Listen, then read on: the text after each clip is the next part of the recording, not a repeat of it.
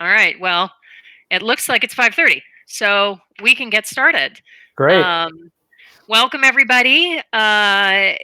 We are doing a Facebook Live on, as you can see the title, turning cabin fever into relationship wins, the quarantine in your partnership.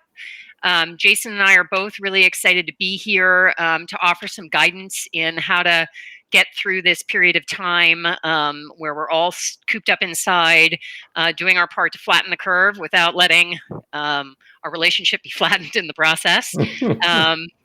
And I wrote the article that Jason and I were just talking about a few weeks ago because couples that I was seeing were really worried about how to get through this period of time. And offered some simple suggestions and ways to support your relationship. And that article is on this Facebook page if you want to read it. But Jason and I also wrote a similar piece to support couples therapists in helping couples through this, because we're all seeing couples through telehealth right now, which is a big change. And so we had the idea of coming on together to talk about what we're seeing in our practices and ways we're supporting couples in getting through this time. So welcome.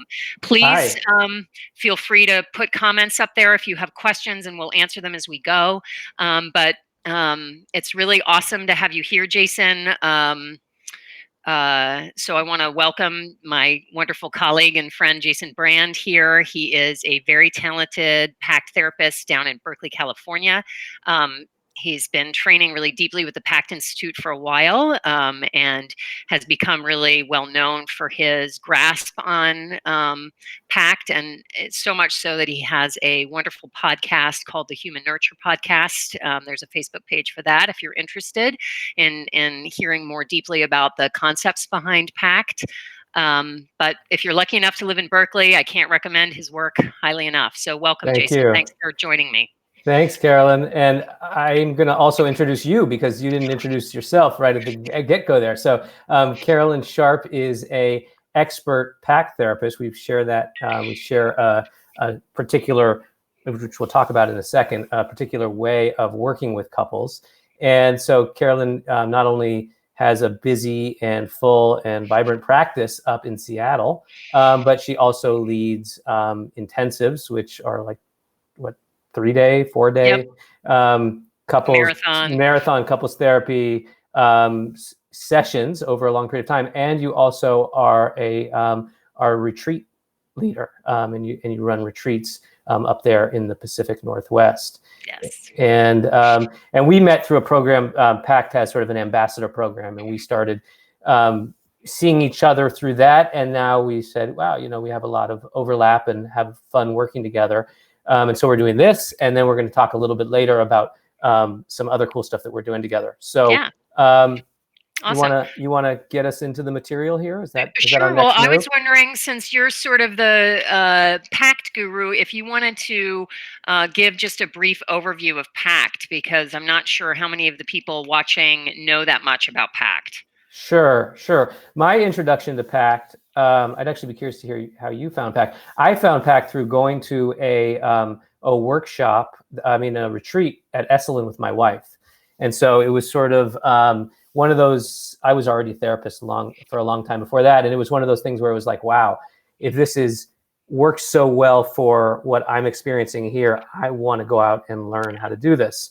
And what I found in Esalen, and what has only expanded through the retreats and the training and practicing in my office, is a really a hands-on practical way of working, where there's a whole theoretical way for those of us who like sort of more top-down, like I learn by understanding the concepts, and then there's the whole sort of you learn by doing it. It's a really kind of show me therapy, where you're actually learning to take care of each other in real time.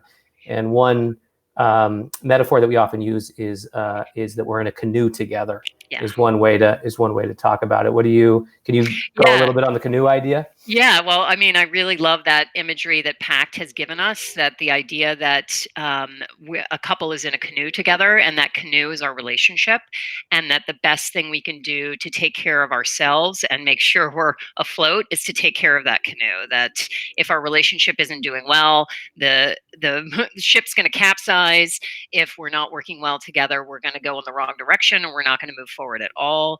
So, really, this idea that the best thing we can do for ourselves is to work on the relationship. And the best way to do that is to take care of our partner first. Because if the person we're paddling with isn't doing well, we're going in circles or we're moving backwards. So, really taking the time to take care of your relationship first, I think, is a really beautiful way of thinking about it. And there isn't really a better time to be focusing.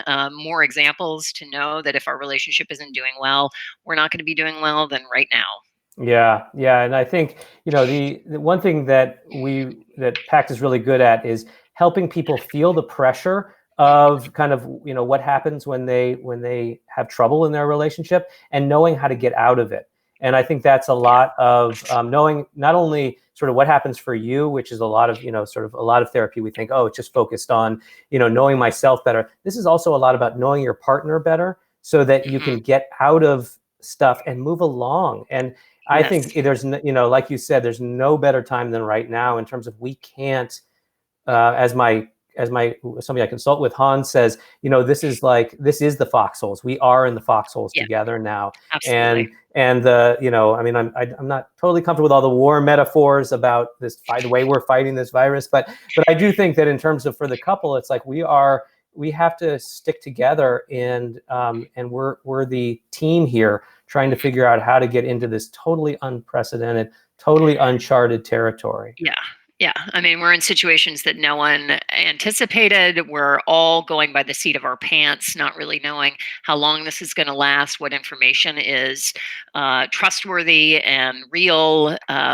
Information's coming from all over the place, and everyone is just doing the best that they can with so much pressure on their system, on their relationship. Yeah. So, the wonderful thing about PACT is how experiential it is. That if you're really focusing on how you're feeling and how your partner is feeling, you'll notice immediate change if you're working on that relationship in the way that we help couples work on their relationship and teach them how to work on it outside of therapy. So why don't we launch right into some of the struggles that couples are seeing? And this is, not meant to be a doom and gloom and how poorly everyone is doing, but to really normalize for people how hard this is and some of the struggles that we're seeing pretty universally across couples, that there's a lot of commonalities in the situations people are facing. And obviously, we're talking about just the relationship struggles. There are families out there that are dealing with really serious life or death issues of losing their jobs, or serious healthcare issues, being on the precipice of homelessness. So we're not obviously addressing those things, and it's a great privilege. We're obviously very privileged to get to talk about these things, but we want to offer support for couples to be able to work on their relationship to help them offset some of the real strains that they're facing. So anyway, what are you, what do you want to lead off with in terms of what you're seeing in your practice in terms of some of the struggles couples are facing? Well, I'll get to that in a sec. I just want to say that if people please put comments in. We're watching the comments. If people want to hear us talk more about, if you have more questions about PACT, or if you want to hear more about the stuff that we bring up, so please just chime in, and we will try to get to everything that people are saying. I would say the things that I'm seeing in my office, I'm seeing a lot of pressure on the system, and a lot of pressure. And there's this just weird feeling of, should we keep doing exactly what we did before? All the things that made us feel good, whether it's exercise or the way that we ate, or how we I mean, a lot of this now we're really confined, so that's one thing. But how much do we keep up our lives? And I think that one thing that as this begins to drag on, and we're seeing this as a marathon and not a sprint, that a lot of this pressure is not good for us, and it's not good for our families. So I think, talking to people about how they're dealing with the pressure to continue to perform at the same level when that's really hard to do. I'm seeing lots of comparison with other couples, certainly comparison within couples about, your anxiety takes over, or, you got your head in the sand here, your head in the clouds, and you're not really paying attention to the reality of what's happening. We need to take this more seriously. So rifts with couples there. And then that, we've just talked about in other places, and we all know it right now, that all of a sudden, there's all these blurring of boundaries. Right. Work and school and home. All our work stuff is happening within the house. We're expected to manage our kids, and this is putting a huge burden on the couple. Absolutely. And Yeah, I so don't know that's if just to you've name a seen few. that meme that's going around of like today is Thursday, the combination of days of the week Right. and days of the month, and how nobody knows really what day of the week it is or what time of the day it is, because everything is blurred together. Where we used to have so much structure in our lives of being able to get up and go to the gym and then go to work and then get the kids to school and soccer practice and all that stuff, and it's all wiped away. So there's just this huge blur, and couples are really finding it difficult to maintain order in that and any sort of structure or ritual to their relationship, as well as that blur that you were talking about a little bit, that now we're seeing each other constantly. And so it's time together all the time, but nothing distinguishing from work time to home time to special time as a couple, making it very difficult for people to carve out that special time, Yeah. as well as, sort of reducing the interest in it, because people are getting kind of sick of each other living in such close quarters. Yeah. Another interesting one I'm seeing is people spending so much time online, right? I mean, you're there all day, and we're relating like this all day. And then all of a sudden you come home to the intensity of the face-to-face of your partner, and it's, we used to kind of go out and see a lot of people throughout the day, and then we'd come home and we'd be, and it would feel less intense. But there's something now about this is really the only other person, or our families are really the only other people that we see in this sort of close proximity. And I think that it's very hard to transition from that kind of screen time to a kind of face-to-face, relaxed relating. And so that's another challenge that I'm seeing. Yeah. And I'm also seeing, and I think a lot of therapists are seeing sort of a pervasive anxiety that is a result of obviously this virus. As a species, we haven't ever dealt with it. We don't know that much about it. How long is this quarantine going to last? Is it Right. going to come back? Are we going to need to go in and out? We just found out today in Seattle that schools are closed for the remainder of the school year. So the time with our kids is going on and on and on. And there's just a sort of pervasive anxiety and a blah feeling that a lot of people are dealing with. And those coping mechanisms between partners aren't always matching up. Someone may want to consume a lot of information about the virus or the politics behind how our country is dealing with it, or another country is dealing with it, versus another one that does not want the media influence, that gets more stressed out, and those coping mechanisms really conflicting with one another, and couples not really knowing how to support each other in knowing what's good for your partner and knowing how to support them in doing what actually is good. We may consume a lot of news, but that may not actually benefit us, and how to balance what your partner wants to do versus what's good for them versus what's good for the relationship. So that's another struggle that I'm helping couples navigate in learning what's really good for us. What do we really need to do as a couple and as a family?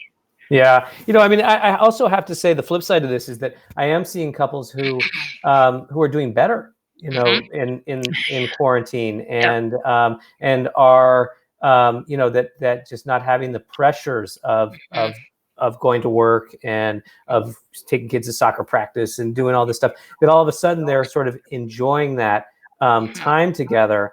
And what I see within that, though, is that oftentimes there, for all of us, there's a sort of existential worry here. And I think that, for how do we help the people who are saying, God, I'm loving this, but there's this existential worry. How do we help them bring in some of those feelings, some of the worry feelings, and help them to process that? Because, there is this huge thing that's happening to our world that I think that's one of the reasons why they come to a therapist, is to help them to feel better about, managing the overwhelm of the world. Mm-hmm. Mm-hmm. Well, and I think that leads us right into the next part that we wanted to talk about, which is how are we helping couples? What are we finding that couples need to do to support themselves through the relationship? Um, and I don't know if you want to lead off in talking about sessions online and what you've been talking to couples about, to get us started and talking Sure. about this aspect. Sure. Well, one piece here is that, our practices have changed. If you want a little inside baseball on being a therapist right now, we've all of a sudden gone from seeing couples in our offices to seeing Right. them over Zoom, which is this huge shift. And I'm finding that a lot of what, that what couples need is a combination of kind of thinking about and looking at the structure that's necessary, because, as we've said, this is blurred boundaries. It's put all these new pressures, and there is a need to stay with the structure, Yeah. and to build structure and to feel, because structure is, without structure, we don't do as well. Right. And so there's the structure piece, and then there's the making room for, what is the lived internal experience, and sort of digging below. And I feel, and oftentimes what I see is couples come in with a laundry list of how the structure's fallen apart, but really what we need to get down to is the kind of feelings, and then the structure all of a sudden looks a little different once you've done that. But I think let's start with some of the structure. What are you talking to your couples about in terms of sort of practical ways that they can provide structure for each other during this time? Well, I named in the article, and I have talked to couples a lot, and I know that we have both found that where the in-person sessions are a little bit more free-flowing, that we've needed to structure the online sessions to help contain the process a little bit. That structure does help contain some of the stress that they're having. So, what I named in the article, and what I've talked to a lot of couples about, is creating structure around space needs, because now your house is also your workplace, is also, for those that have children, it's also the school, it's everything. And so designating different spaces to different purposes, particularly for you and your partner, that, for example, if there's a special chair in a bedroom or in any space, that's the chair that's recognized, that if your partner's in there, they're taking a minute for themselves, or the workplace happens at the dining room table or the kitchen table or whatever it is, game area, connection area for the relationship, helps people have a sense that there's space for each task, no matter how big the apartment or house is that the couple lives in. So that's one that I do, as well as time frames to figure out, when do we each are we each at our best, or I'm more energetic in the morning, my husband is not.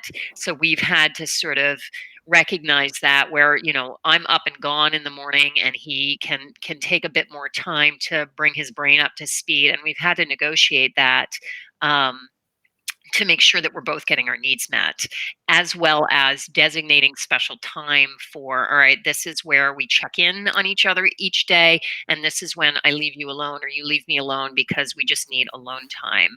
That has been really important for couples. And then finally, making sure that couples are creating some sort of ritual about checking in on their relationship, because it can all get swept up in all the other critical tasks. I mean, couples are working from home, and the expectations, at least here with all the tech companies who were some of the first to go, online or Mm-hmm. distance work, the expectations have remained the same in terms of Mm-hmm. workload and quality of work, not taking into account how stressful working from home is for a lot of people, how it's not how most people work well. So they're under enormous pressure, and making sure that there's some sort of ritual or process where couples are checking on each other. And how are you what do you need today? What can I do? What's the one thing you need from me? And how will you know that I love you today? What's something I can do for you today? And then checking in at the evening. How did I do today? And supporting you. Having Yeah. some kind of ritual, because couples are just losing it and focusing on all the 8 million other really important things they have going on, and going to bed without ever checking in on each other. So Mm-hmm. those are the structural pieces that I've really been focusing on helping couples do as sort of the groundwork for the more, intense emotional processes that need to happen for each other. Mm-hmm. I see Patrick Mooney here. I know. He says his garage is a safe place, but it's a little cold. It's a So little cold. I think Hi, Patrick. Thanks invest for in a space heater, Patrick. That's my practical the advice man cave. on the The man man cave. cave and the garage. The garage is also my husband's purview. He gets that space as well. I don't even go in there.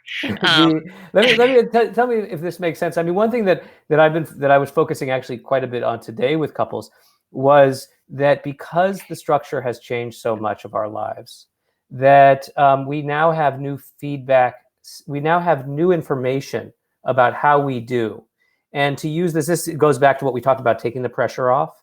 It talks about sort of being able to, I think, listen kind of with a different set of ears about, well, what are we learning? Because a lot of this you already know about your couple. He needs, like you were saying, he needs time in the morning, and I need to just get up and go. I mean, we already know these things, but within a tighter environment, because we're stuck together so much. What are the new things that we can learn, and ways that we can kind of use this as an opportunity to deepen our understanding of each other within this new environment? So using this as a feedback system to grow as a couple. mhm. Well, and one of the things I'm finding, is I'm sure you are as well, some of the stresses are taken away because, and now I'm gonna slip into some packed talk for a minute. Our attachment styles are often at the center of a lot of the conflicts that happen. So we have someone that needs a lot of connection in order to Right. regulate their nervous system, Uh-huh. and someone who needs a lot of alone time. And that person that needs a lot of connection, all the separations and reunions that happen, leaving for work, leaving for the gym, going to soccer practice, they actually cause small upsets. And being together 24/7 has, for couples for whom those conflicts exist, removed those altogether. They're having new conflicts and new struggles, but they're able to recognize and regulate each other a little bit more successfully in Hmm. terms of that nervous Mm-hmm. system That's very piece, interesting. Yeah. which has been interesting to notice. Yeah. Let's get into some of the, so we kind of did some of the structure piece. Anything else that we want to Oh, cover I was there? just gonna say the sort of, I mean, I touched on it a little bit, but Uh-huh. also the agreements that couples have with Oh each yeah. other, I think is a really important structural piece. Those agreements being the rules of engagement that we live by, another war metaphor, Mm-hmm. but the sort of vows, if you will, that a lot of couples use. That, of course, as PAC therapists, we're encouraging couples to have really live, dynamic agreements that are revisited and checked on, or how are we doing and honoring those. And these are unprecedented times that may require new agreements, so encouraging couples to really revisit those and look at them in these circumstances. Do we need new ones, new Mm-hmm. understandings of what we each need and what our relationship needs to stay healthy? So that's another really important structural piece that I'm encouraging couples to look at and guiding them through. Yeah. Yeah, and I think especially now, I mean, the space, how we keep our space, how clean we keep it. I mean, people have different styles when it comes to that. Child rearing questions about all of these things that if one thing I actually that I love about pact and this idea of agreements is that we make all kinds of agreements that within, and some of them just aren't explicit, but this is about making agreements more explicit between us. And this is really what one of the key things that's great about pact is that it's got to be win-win. The agreements have to be good for you and they have to be good for me, and the you and me being the couple. Yeah. And so it's got to be, I will do those extra dishes because I want this to be good for you. And at the same time, I'll stay up an extra half. The other partner would say, I'll stay up a half hour later because I know that you really need that time to connect after dinner and to just be with us together. So it's creating these win-win agreements around the structure of that's all of a sudden we're making it up. Yeah. We're making the structure up. I mean, never has it been clearer that that this is that we create this and we are responsible especially as the couple, which we talk about in pact as sort of the roof of the house, as holding this together, and that if we do that, things below will tend to fall into place pretty well. Right. Hello, Louise. Hi, Louise in Tennessee. Yes, and I don't know if you've also noticed that couples are finding things that are helping them that they never would have imagined being helpful before. That they're trying, experimenting with things that they never would have tried before, and finding solace and comfort in things that previous to now would not have been comforting. So it's just fascinating that Yeah, it is. this experience is really, I mean, it's straining every family out there in different ways, but it's also creating rich growth for a lot of people. There really is an incredible opportunity to learn and develop a healthier relationship, a healthier family, to have experiences with your family that you would never have had the opportunity to have. So it's, not to be Pollyanna about it, but there are incredible opportunities here as well. Yeah. So anyway. Yeah. And if you're somebody who feels like your partner jumps to problem solving too quickly, which we see in our offices all the time, right? I mean, this is really a time, this gets more into the kind of being with the feelings piece, is that none of us really know the problem here is going to be solved at some point by what's the name of the thing that when you figure out the antidote? When we figure out how to get the virus so that we're immune to it. Help me. Right. The antibodies and the vaccine. The vaccine, that's it. Thank you. When we get the vaccine, I mean, so none of us have the answer right now. And so there are real opportunities here to just hang out with your partner's feelings. And I would really advise within this taking turns, and I find actually that there's something happening where, certainly there are times where I've seen couples sort of fall apart at the same time. But what I've seen in my practice is that it's usually one person's feeling a little bit better and one person's feeling a little bit more down about it. And really positioning people to be able to just say, okay, well, I've got the resources now to just be able to hear you out and to just kind of follow the feelings that are there. And I think it's really important that one person kind of stay the structure and the other person be able to kind of just share the feelings.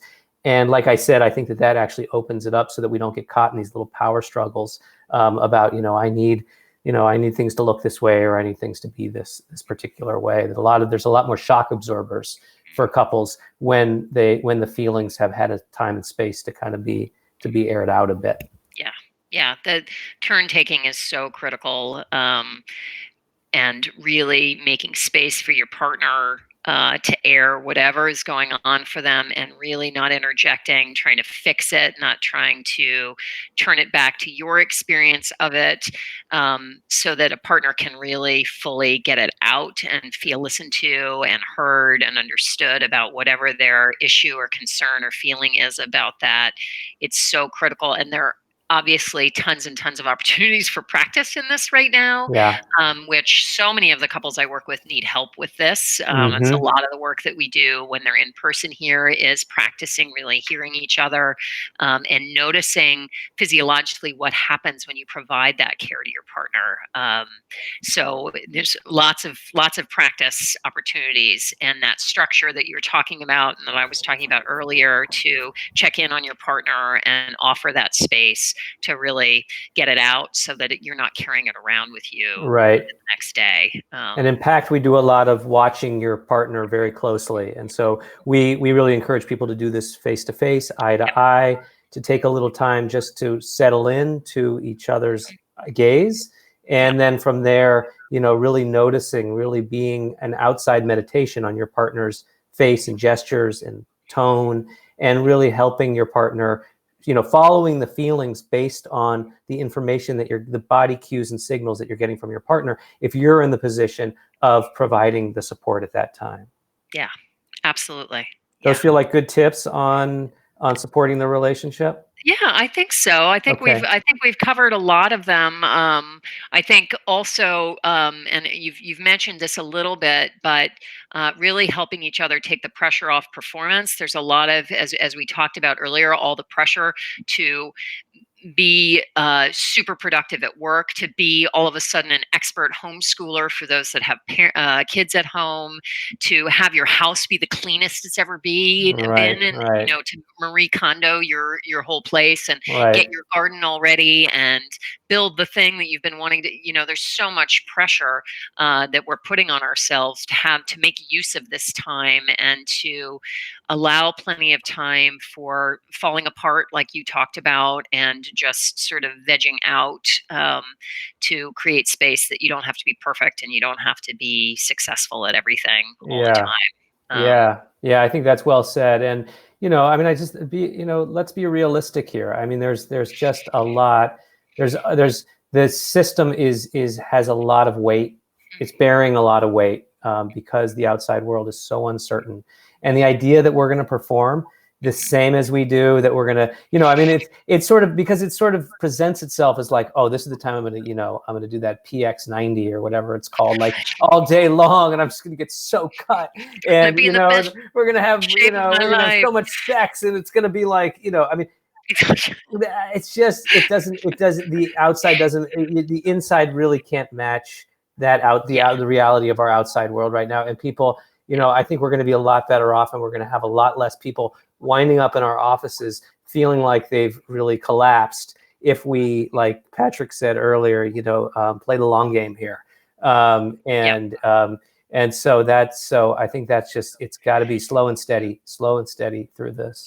And just finding the time to put your relationship first and to invest that time in the relationship in small ways, remembering to stay each other's boyfriend and girlfriend, even Yeah. if you've been together 20 years, to create little moments that are special, dedicated couple moments, even if you're not having the craziest, most amazing sex of your life, that you create these little moments where you remember what you like about each other, Right.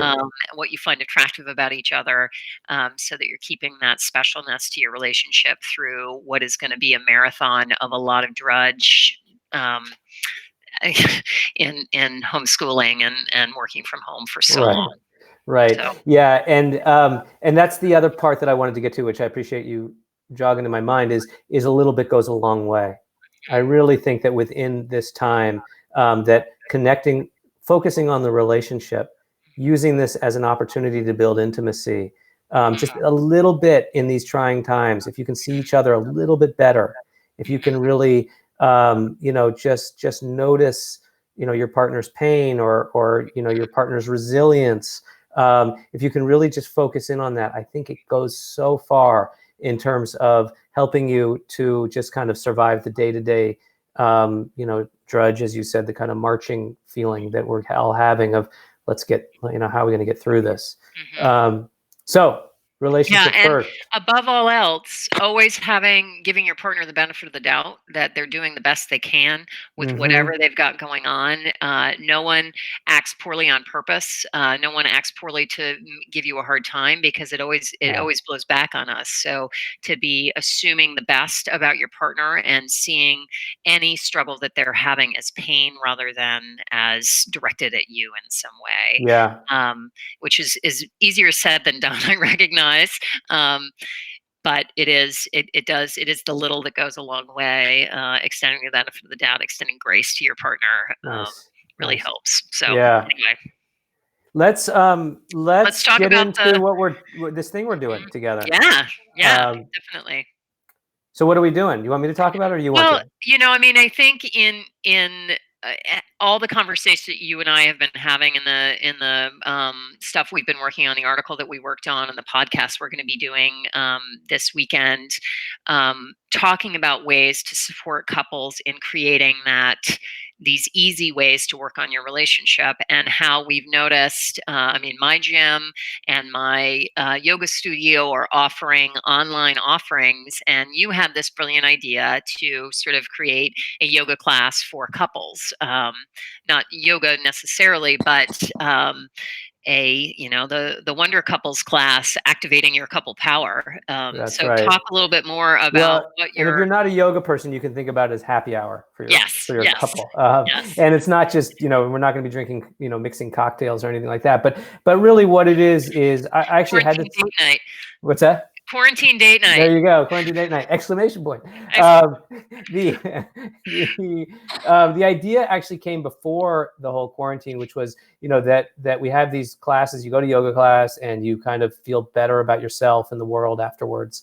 And the idea that I thought of was like, well, we do all these kind of these retreats and these exercises make couples feel they leave. And I know that this is true of your secure connections retreats is that people leave just feeling a different sense of hopefulness about their couple relationship, right? They just attend to each other in a different way. So the idea behind this is that what if we created sort of mini retreats, hour and 15-minute times in this environment online, which is a total new thing we're right. really going to be trying this, running this kind of group. And it's going to be a combination of exercises, not like physical exercises as much as couple connecting exercises, things like eye gazing and working on agreements, like we talked about, stuff like that. And then it's going to be some didactic is sort of too not the right word, like learning some of the concepts would be a better way of saying it. A Right. combination of that. That makes sense. Yeah, and some fun Okay. discussion. I mean, I was really dreading going online with couples therapy. Mm-hmm. I had done some video therapy with with individual clients that were out of town, but I had never done couples. And PACT is so much an in-person therapy where you're feeling into the energy between the couple and noticing that and watching so closely. And video removes a lot of the feedback that we get. So I was so Mm-hmm. dreading it. But what I think we both found is the richness that can actually happen as a result of being online, that the couples are fully, in PACT language, in each other's care. Right. And that has really richened some aspects of the practice. So while I never would have conceptualized of doing a class like this online. I mean, I do workshops and classes for couples here in Seattle. I never Mm-hmm. would have conceptualized of this online. When you mentioned it, I was on board immediately, because I do think that there's incredible value, and I think it would be really fun. I mean, the Zoom calls we've had collaborating on that article with Beth and Gabrielle and Stan Mm-hmm. was, these rich, wonderful calls that I think we can facilitate between couples sharing their experiences with one another, and then couples in the privacy of their own home, not, you know, interacting with the other couples, but really with each other, I think we can really help couples facilitate that structure as well as creating that opportunity for connection and that deeper going internal that you were talking about. Yeah. What I'm imagining is like couples saying, let's close the door in this room and let's just be with, each other for an hour and 15 minutes, kids on notice, get your Nintendo Switch and play for an hour and 15 minutes.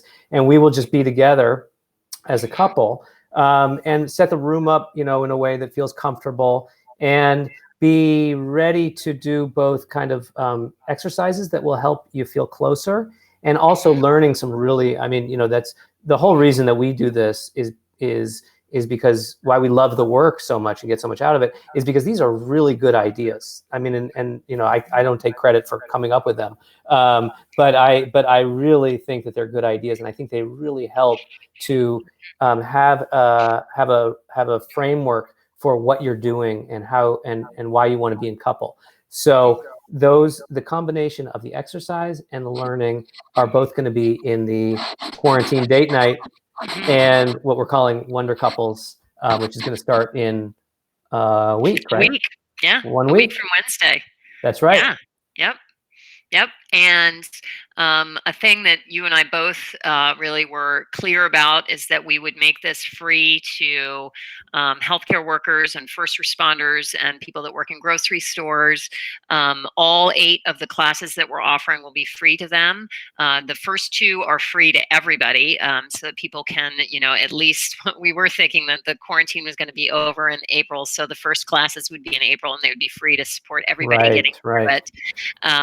But anyway, the first 2, so people can get a sense for the class and see if they like it.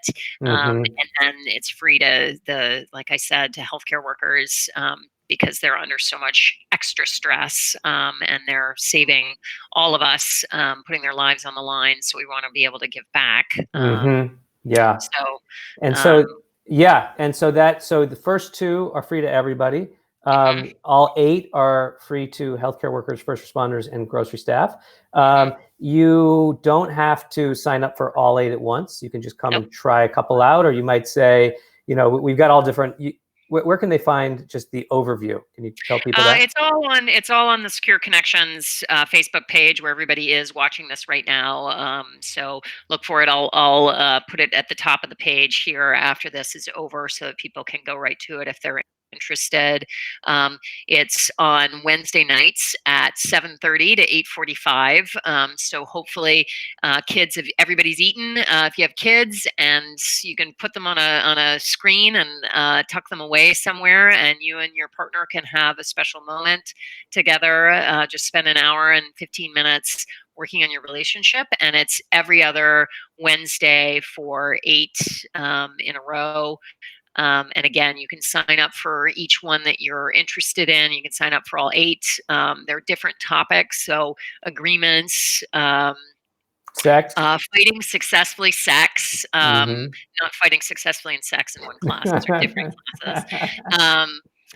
But you could have makeup sex. An overview of some of the principles is going to be the first class. Yep.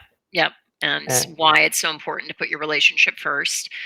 So they cover a variety of topics. So really encourage people to check them out. There might be something that you think, hey, this would be, we really need to work on this. How to make repair, how to apologize when you invariably screw something up, which is really what I find to be one of the most powerful tools that we have as couples. So there's a variety of topics that I think are universally helpful. We can all use the help in our relationship. A lot of people assume that once you get married or once you decide you've got a partner, everything should be good and you don't have to do any work on your relationship. And that is the biggest error I think that we make. There's nothing harder than another human being, as Dr. Tatkin likes to say. And there's nothing harder in our adult life than being in a committed, intimate relationship. So everybody needs the support, and I'm really looking forward to it. I think it's going to be really fun. There's the other cool thing that just came to me is that there will be time for discussion among the couples, and so you'll get to see couples from there'll be 10. We're gonna cap it at 10. As you put up there, nice timing. And we're going to cap it at 10, but you'll get to see 10 other couples from around the country, maybe even around the world, and hear what they're going through. So Yep. it's not only about focusing on your couple, but you'll have this sort of cool experience of getting to hear what's going on in other parts of the country and other parts of the world, and how couples are making it through this. And so Yeah. not only do you get to sort of, you get the feel good of your couple, but you also get to share something with other couples, which I think would be very cool. Yeah. It's something that couples initially at the start of a retreat that I Mm, do, people are usually pretty nervous about talking about themselves in a relationship. And, after the warm up where people share some funny story about their relationship, everyone's just full on in, and everybody makes friends with the other couples in the retreat and has a absolute blast and so much laughter in the shared. Um, Hubris or the sheer difficulty of the ridiculousness, ridiculousness of being in a the relationship because love, there's the I mean, it's tenderness. just absurd, the sort of jams we get ourselves into as couples, and how hard it is, Right. comically so. So, um, it is really fun getting to watch couples bond with each other and form these incredible friendships over the course of a class or a Yeah. retreat. And it'll be So, interesting to see how that goes online. I mean, this we'll have to. This is new. We invite you to come and kind of experience this. mhm, We can tell you that we are going to make it a really, the bar to entry here is pretty low in terms of we're not going to put you on the spot. We're going to make you feel comfortable, and we really just want you to. The main thing here is for couples to be able to just feel closer, mhm. and to make a space. That's the main thing, taking the pressure off, which Yep. seems to be a theme here, and just, hey, good on you for showing up, and let's spend some time, kind of a quarantine date night, as Yeah. we've been referring to it. Yeah. Yeah.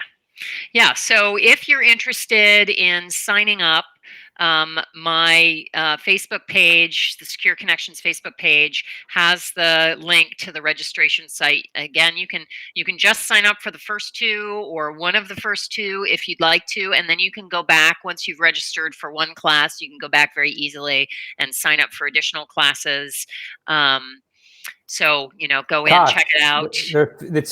So the first two are free, and then it's $50 for each class, It's which 50 is bucks for each class after each which is one, a but we have scholarships available if that's difficult. I know that a lot of couples are struggling with everything that's going on. So if that's a hardship, let us know. And again, it is free to healthcare workers, all first responders, and to people that are on the front lines at the grocery store, making sure we have food to eat. Um, yeah, so don't let finances get in the way. We really just want to be of support to couples out there. So yeah, and $50 is a bargain. yeah, the two of us That's right. That's right. getting 50 to bucks. spend It's an not that hour much and money. I 15. mean, yoga class costs like $25 now. So, this is like you get two really highly trained couples therapists who are going to help you with this material that we've really developed, and from our offices and from retreats. And come and check this out. I think it's going to be really great. I think, and then hopefully if it goes well, and which I think it will, then we'll do it past the first date. Yeah, yeah, Keep this definitely. going, and Yeah, hopefully the quarantine will be distant memory, and we'll be looking back at this as history. yeah, yeah. Well, and I know that I had colleagues that are in different time zones. I have a colleague who's in Spain right now, who wasn't. It's 2 in the morning or something. So, Wow. she wasn't going to stay up and watch us. She apologized, but Hi to that yeah. colleague. But if people are watching this after we're live, feel free to post questions either in this comment section and we'll come back to you, or feel free to message either one of us and we'll write you back with answers to your questions about particular struggles you're having. Or if you have questions about the class, please don't hesitate to let us know. Yeah. But In the meantime, thank you for being here. Thank you, Jason, for Oh, this joining was me. fun, Carolyn. This was really This fun. was great. We were just talking before this started about maybe doing one for the parent couples out there about how to manage the parenting strains that they're having, which are really on high alert. Like I said, Washington is out of school for the rest of the year, so I don't know how Wowzers. Yeah, us and the we're kids not are going there to yet. survive until next September. But anyway, thanks for joining us. Yeah, thank you Stay guys. healthy, take care of yourself, and take care of each other. Yes. Yeah. Bye. Bye.